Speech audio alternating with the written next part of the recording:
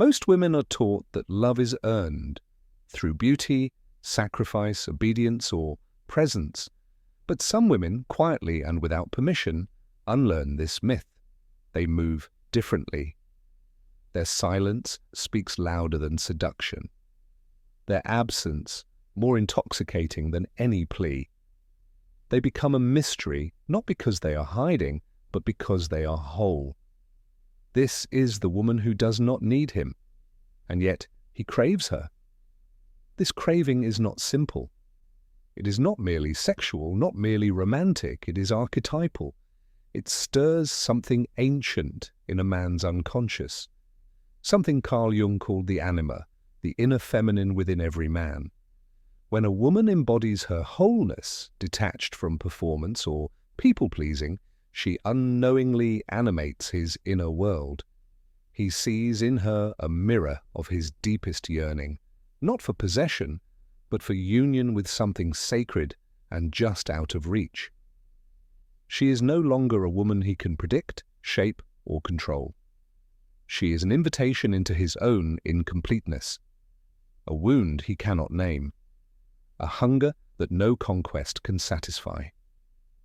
She holds a frequency unfamiliar to the modern masculine psyche, the frequency of emotional sovereignty. Men are conditioned to pursue what resists them not because they enjoy the chase, but because they hope to conquer their own powerlessness. But the woman who doesn't need him cannot be conquered. Her value does not rise or fall with his presence. Her solitude is not a wound, but a sanctuary. And that precisely is what disrupts him. For in her refusal to need him, she confronts him with his own dependency, on validation, on control, on the illusion of being needed to feel masculine. He may say she's too cold, too distant, too mysterious, but beneath those words is an ache, the ache of encountering the divine feminine in its raw, unyielding truth. Not the feminine that soothes his ego, but the one that awakens his soul.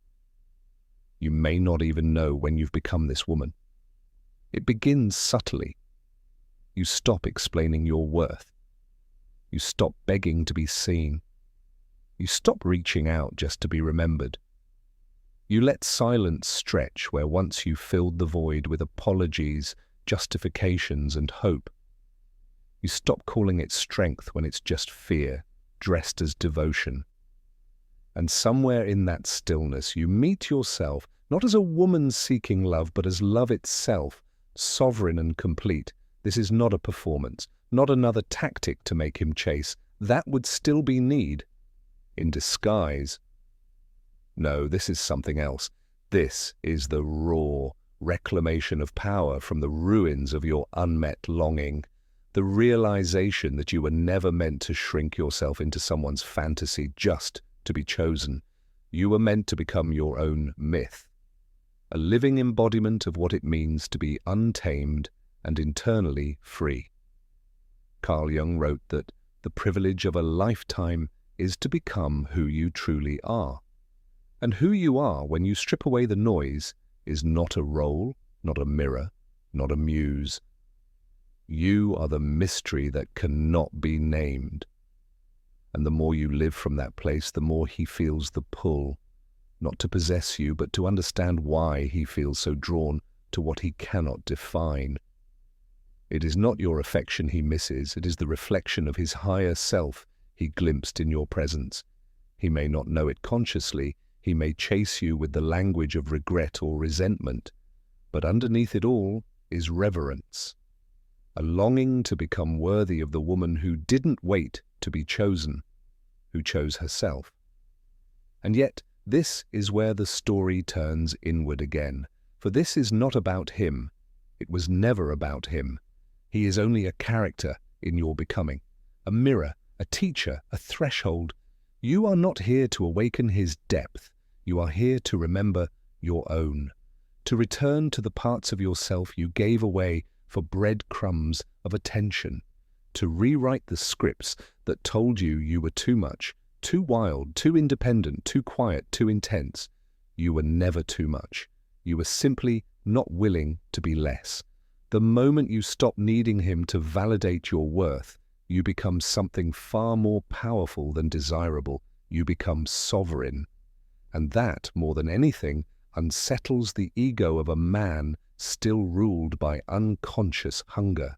He does not understand why he can't forget you, why your silence haunts him louder than your voice ever did, why your absence becomes a presence that follows him into rooms, into dreams, into other women. It is because you were not just a woman. You were a portal to a life he is not yet ready to live. A life where connection is sacred, not transactional, where love is not earned by sacrifice but revealed through authenticity. He may find himself in the arms of another, yet feel the ghost of your energy tracing the edges of his memory. Because what he felt with you was not a fleeting romance, it was an encounter with the archetypal feminine. And once a man has tasted even a drop of that, no surface-level affection can nourish him in the same way. The others may soothe his ego, but you rattled his soul. What he craves is not your body. It is your essence. The way your eyes didn't beg to be seen. The way your silence wasn't a weapon, but a sanctuary. The way you could sit inside your own stillness without collapsing into performance. He misses what he could never quite hold, because it was never meant to be held, only witnessed. And this is where the power of the feminine deepens, because the woman who doesn't need him has done the one thing most never dare. She has faced her own shadow. She has walked through the fire of her unworthiness, her abandonment wounds, her tendency to overgive. She has stared into the mirror of self-betrayal and refused to look away. And on the other side of that reckoning, she has emerged as her own lover, protector, muse, and truth. She does not play power games. She does not weaponize silence to manipulate. That would still be rooted in need. No, her detachment is clean, sacred, because it is not about control, it is about clarity.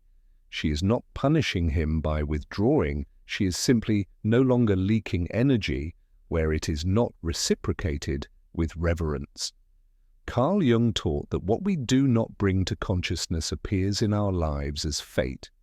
For most men, the independent, self-possessed woman is fate incarnate.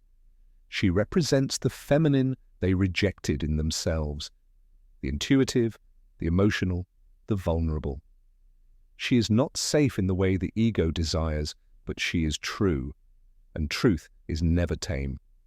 You, as this woman, become both mirror and challenge, not because you demand anything from him, but because your existence exposes what he has not yet reconciled within himself.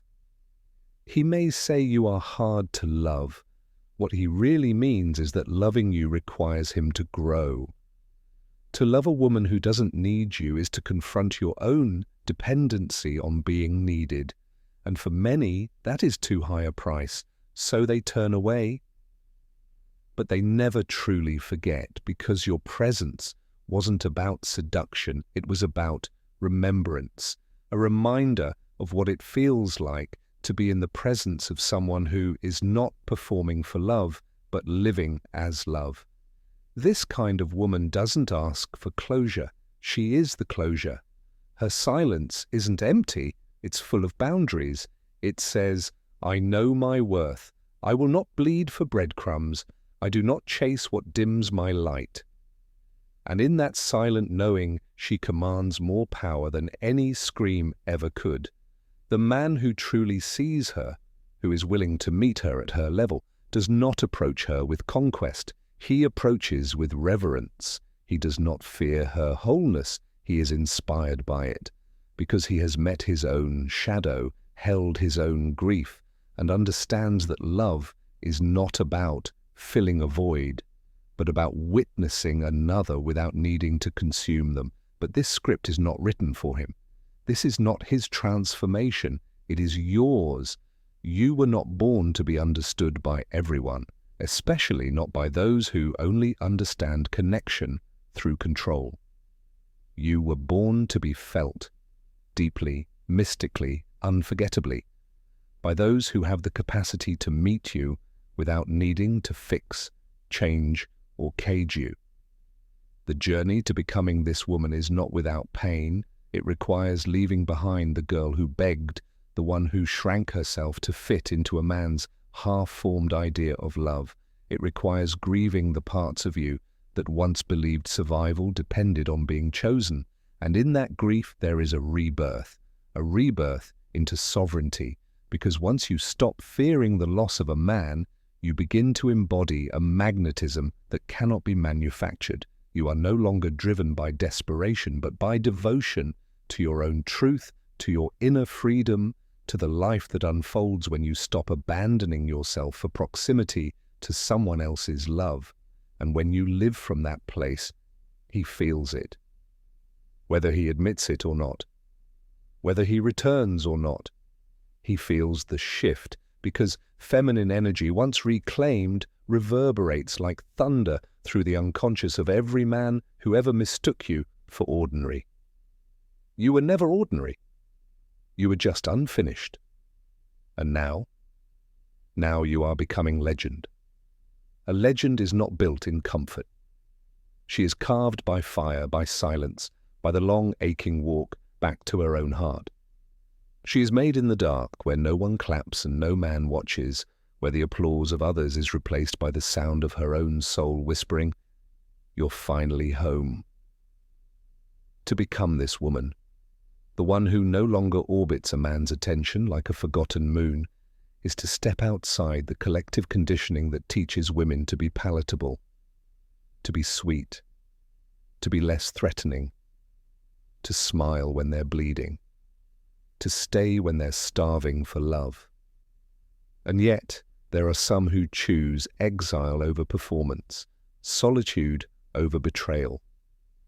These women are dangerous in the most sacred way, not because they destroy, but because they refuse to be destroyed.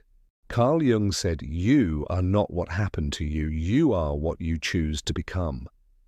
And the woman who doesn't need him, she has chosen herself not in defiance, but in remembrance. Chosen her peace over her patterns. Chosen her future over her fears. She is no longer waiting to be picked like a prize.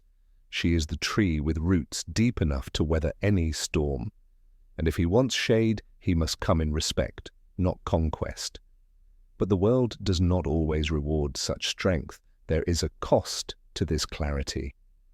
She becomes intimidating, misunderstood, misnamed.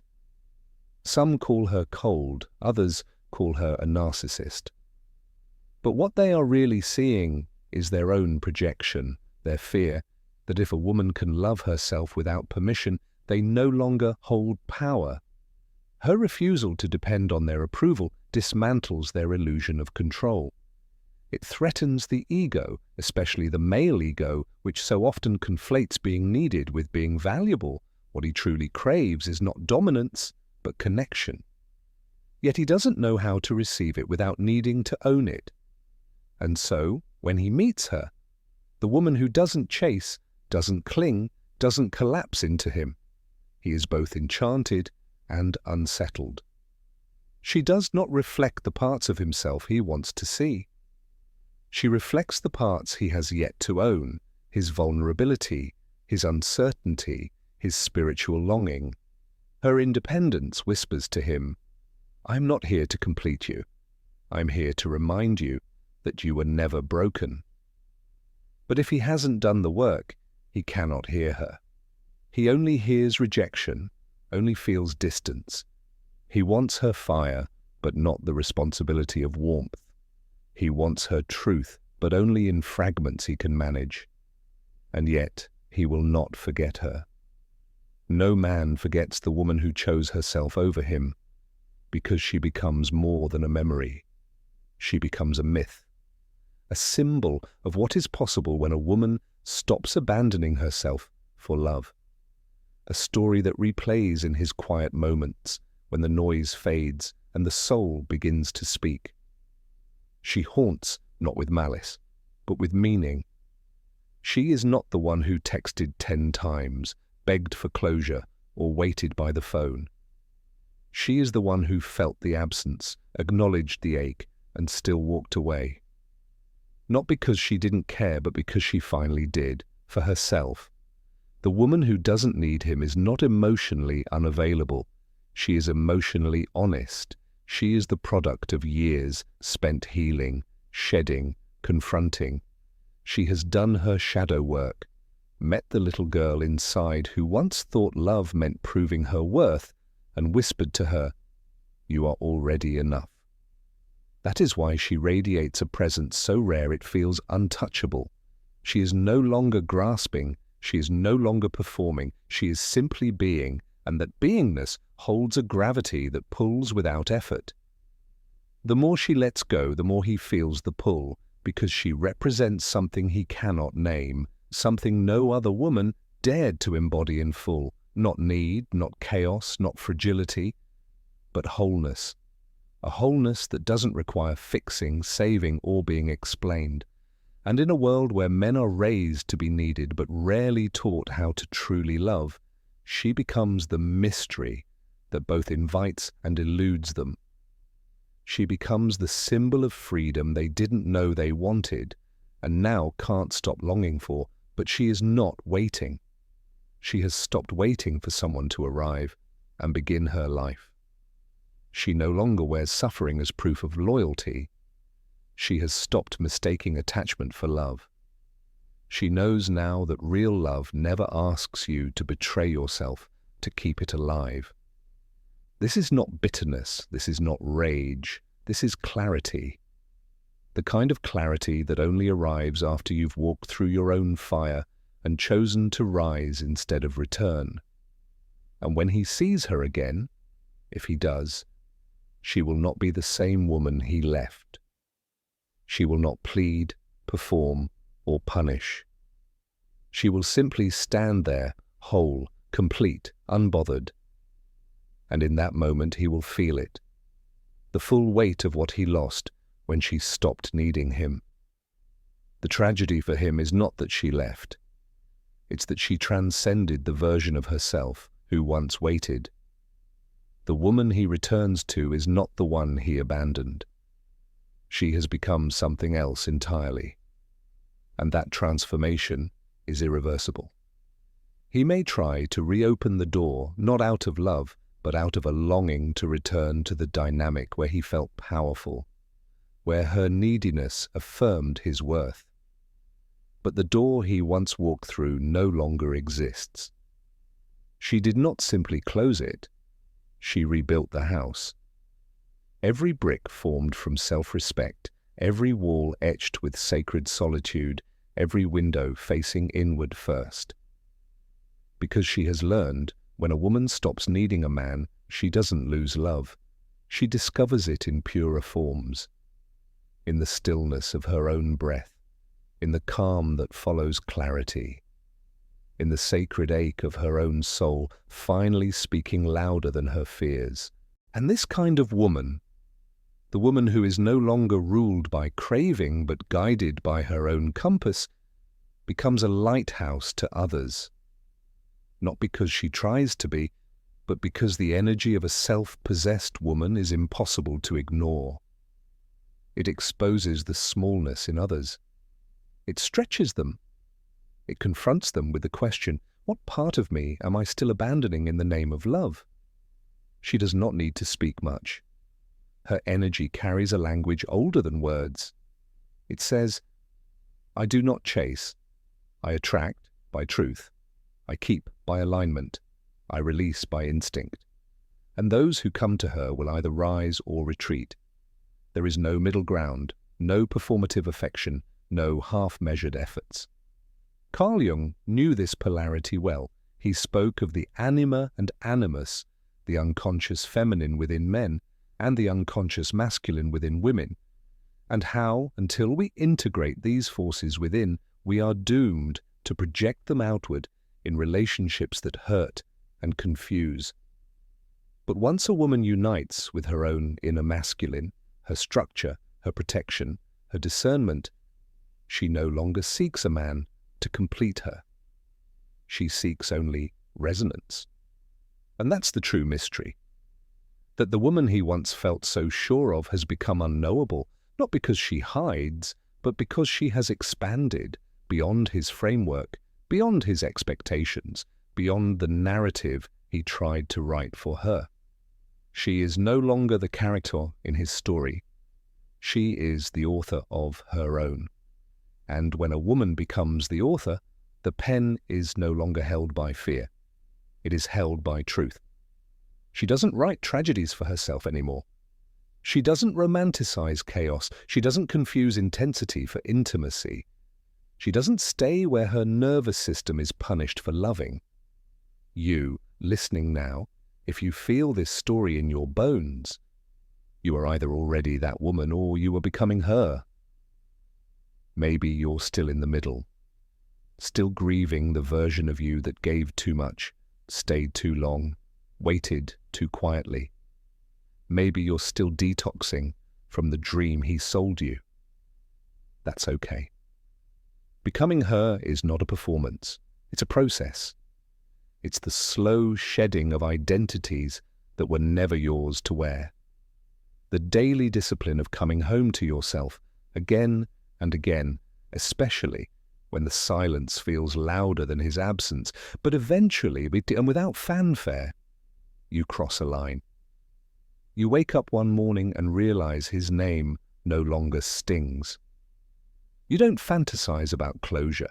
You stop scrolling, stop checking, stop pretending not to hope, because you've remembered something holy. You were never meant to be half-loved. And more importantly, you were never meant to need that love to feel whole. You are not defined by who stays or leaves. You are defined by what you choose to build within, regardless of who applauds, returns, or recognizes it. And when he thinks of you now, and he does think of you, he won't recall the details of your conversations, the shape of your body, or even the sound of your laugh. He'll remember the feeling of standing next to something real, something he couldn't name and couldn't hold, because he had not yet become a man capable of honoring what does not need him. She didn't ask to be worshipped, she only asked to be met. And because he couldn't meet her, not fully, she met herself. And once she met herself truly, in the raw and ruthless mirror of solitude, she discovered what no man, no attention, no apology could ever give her: peace. Not the kind that comes from retreating, but the kind that comes from arriving in her own body, her own boundaries, her own breath, arriving in a life that no longer revolves around earning love, but radiating it. This woman, the one who doesn't need him, no longer walks into rooms seeking to be seen. She sees herself now. That gaze, inward, steady and sovereign, becomes her compass. She doesn't perform to be desired. Desire finds her precisely because she's no longer performing. He feels it from a distance, from across months, cities, lovers. He may not understand it, but he senses the shift.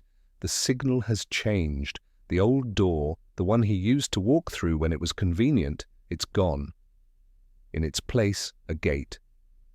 Guarded not by bitterness, but by discernment. To the man who cannot yet meet her, she becomes a mystery. But to the one who can, she becomes revelation. For this kind of woman does not block love. She simply no longer chases it at the cost of herself. She knows now, love is not meant to be begged for, it is meant to be recognized, and until a man can see her without needing to own her, he is not ready. Carl Jung warned that until you make the unconscious conscious, it will direct your life, and you will call it fate. Many men mistake the woman who doesn't need them for fate, as if she were a punishment, a ghost, a karmic lesson. But she is none of these. She is simply a reflection of the work they have yet to do, the feminine made visible in form, not soft for their comfort, but deep for their awakening. And make no mistake, this woman loves. Deeply, fully. But her love is no longer transactional, it is no longer the prize for endurance. It is the expression of her essence, offered only in sacred spaces, with those who match her depth. She has burned away the parts of herself that once believed love was something to survive for. She no longer clings to the idea of being chosen as the highest honor, because she now sees and to choose herself day after day, moment by moment, is the true act of devotion. And what about him? The one who left, the one who didn't see her, the one who reached but only with half a hand. He may return, many do, but not all are met with open arms. Some are met with silence, not as punishment, but as closure, because the woman who has risen into her power no longer entertains what diminishes it. She no longer opens doors to those who only knock when lonely. He will remember her in odd moments, the shape of her presence echoing through rooms he once felt safe in. He will compare. He will wonder. He may regret. But he will know. He will know that in her he once touched something sacred and let it slip through his hands, because he thought her love was about him. He didn't realize it was an extension of the love she cultivated within, that the tenderness she offered was not weakness, it was strength refined by fire. He may even realize too late that she was never asking for too much. She was simply asking for him to meet her at the place she already stood, fully, firmly, and without disguise. But she doesn't wait for that realization. She walks forward, with grace, with quiet power, with the kind of magnetism that cannot be bought or broken. She no longer scans for potential in a man. She watches for presence, for courage, for integrity. And if she does offer her heart again, it is not in fear of losing him. It is in celebration of not losing herself. This woman is not rare because she is flawless. She is rare because she is whole. Her attraction is not in her appearance. It is in her energy, an energy shaped by the long, aching alchemy of self-trust, shadow work, and reclamation. To be craved by a man who cannot meet her is no longer flattering. It is simply proof that she has become what he never expected, free. And freedom, to a man still ruled by ego and performance, is terrifying. It is the one thing he cannot seduce, own, or replicate. He must become it to receive it. And few are ready for that journey. She was. She was ready because she stopped waiting. For him, for closure, for permission, for the world to finally recognize what she knew all along in her bones, that her power was never in being desired, but in being undeniable. And so she no longer settles for men who only love her when it's convenient. She no longer dances for crumbs. She no longer bleeds for potential. She has become exquisitely disinterested in anything less than truth. And truth, in its rawest form, often arrives alone. But alone no longer means lonely.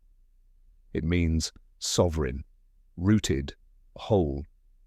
She no longer lives in the prison of someone else's perception. She no longer edits herself to be understood.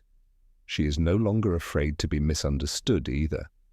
Because when a woman becomes truly herself, not who the world wants her to be, not who the man prefers her to be, not who the old version of her begged to be, she becomes untouchable in the best way.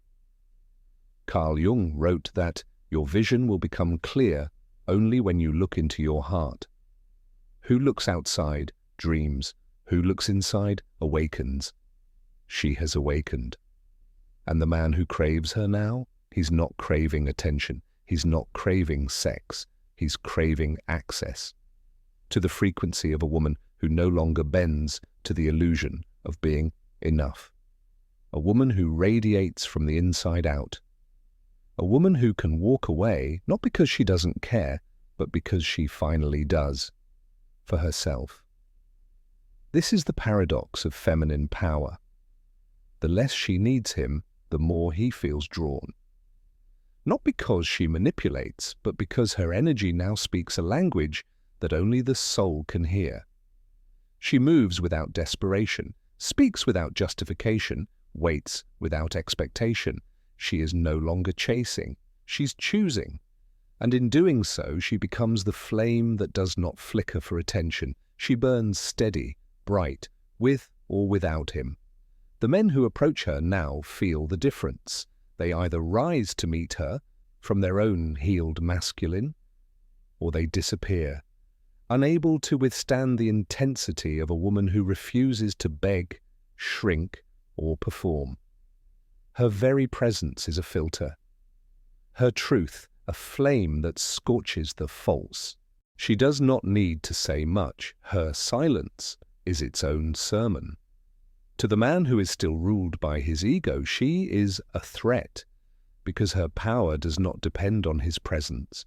Her beauty is not shaped for his gaze. Her life is not waiting for his arrival to begin. But to the man who has done his own shadow work, who has met his own shame and shame's father, grief, she is not a threat. She is a revelation, a partner, a portal. He does not try to tame her. He does not flinch at her silence. He does not mistake her standards for arrogance. He sees her, not as an object of conquest, but as a mirror of his own rising, because he too has stopped chasing to feel worthy. He too has stopped needing to be needed to feel like a man. He has chosen to build rather than possess, to witness rather than control. And it is from that place of masculine groundedness that he may be permitted to stand beside her. But again, this is not about him, this is about you. If you are becoming this woman, you are not becoming less loving. You are becoming less available to what hurts. You are not closing your heart. You are sanctifying its threshold. You are not bitter, you are awake. And with that awakening comes grief. Grief for the old you, the soft version, who tolerated too much, waited too long, trusted too easily. Honor her, mourn her, but do not bring her back. She was the seed. You are now the bloom. Let him crave you. Let him wonder. Let him remember the woman he once held casually and now holds only in memory. You owe no explanations, no second chances, no watered-down versions of yourself to fit the vessel of his capacity. Your evolution is your own, and if he cannot meet you in the stillness, the truth, the wild, uncontainable beauty of your healed heart, let him go. You were not made to be consumed. You were made to be met. And until he becomes the man who can meet you in body, in spirit, in silence, let your wholeness remain untouched, not as punishment, but as protection, not as revenge, but as rebirth. There comes a moment in every woman's journey where she stops searching for love and begins embodying it. Not the kind sold in movies or written in text messages at midnight, but the kind that does not waver in solitude, the kind that pulses through her, even when no one is watching. It's a love that is not loud, it does not beg, it does not ache with dependency. It sits quietly in her bones, firm like the earth, still like ancient water. This is where she lives now, beyond the game, beyond the proving, beyond the cycle of craving, crashing, recovering, and repeating. She is no longer orbiting a man's approval like a moon that has forgotten her own light. She is the sun now, and he may revolve around her, or not. It is no longer the point. Carl Jung once said, a woman who has become conscious of her own worth is no longer willing to be half-loved. And that consciousness, it changes everything. You feel it in the way she enters a room, not demanding attention, but impossible to ignore. You hear it in her voice, calm, unhurried, untouched by the need to convince. You sense it in her choices, rooted, intentional, unapologetically aligned with her truth. She no longer walks the tightrope of not too much and not too little. She exists at full volume and lets the unprepared fall away. She does not soften her edges to be digestible. She lets the world choke on her truth if it must, because finally, she understands. The world's comfort is not her responsibility. And the man who once held her in his hands as if she were replaceable, he now holds the echo of a chance he lost. Not because she hates him, not because she seeks revenge, but because she has risen so far beyond what he once offered that returning would require shrinking. And she has made a vow, never again. Never again will she abandon herself to feel loved. Never again will she confuse silence for peace. Never again will she betray her body's wisdom just to keep someone warm. She is not hard, she is clear, she is not distant, she is discerning, she is not cold, she is careful with her time, her energy, her sacred feminine heart that once poured itself out for those who brought nothing to receive it with. Now she pours into herself first, fills her own cup until it spills naturally, without depletion, without desperation. And if she gives from overflow, not emptiness. This is the woman who doesn't need him. And that is precisely why he will never forget her. Because her love wasn't addictive, it was awakening. It didn't blind him with fantasy. It showed him the truth of himself, of what he lacked, of what love could be if only he had risen to meet it. But she no longer waits for him to rise. Because somewhere along the journey, after the nights of quiet pain, the long silences filled with unanswered questions, the shedding of her past selves, she stopped chasing transformation in others and became the transformation herself. Now when she walks, the earth remembers. Now when she speaks, illusions fall away.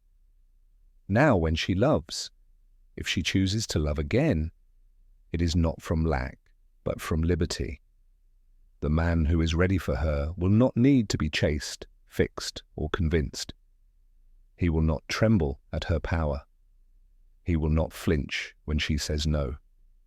He will not require her to dim herself to feel tall. He will recognize her, not as something to conquer, but as someone to honor, because only a man who has met his own depths can hold space for a woman who knows hers. Until then, let him crave. Let him remember. Let him ache. That ache is not yours to carry. It is his teacher now. You have already learned. You have already risen. You have already become what every woman secretly longs to be, and what every man, even if he doesn't understand it, is drawn to. The woman who doesn't need him, but chooses only the man who can meet her where she already stands. The woman who knows her worth doesn't chase. She chooses.